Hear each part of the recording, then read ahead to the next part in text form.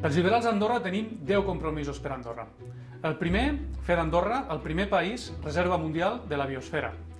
El segon és assolir una mobilitat sostenible per estalviar i evitar un mal de cap tan gran com les cues que tots patim. El tercer compromís és aconseguir un turisme sostenible, perquè totes les persones que ens visitin facin un ús responsable del nostre entorn. El quart compromís, vosaltres, les andorranes i els andorrans, decidiu en temes tan importants com l'avortament, Europa, la doble nacionalitat i el cinquè compromís, la transparència, que ha de ser l'eix central de tota acció política. El sisè compromís, la simplificació legislativa, menys burocràcia i que tot es pugui fer des del mòbil. El setè compromís, el bon govern i el servei públic. Hem de fer que tots els càrrecs públics facin una declaració dels seus béns patrimonials.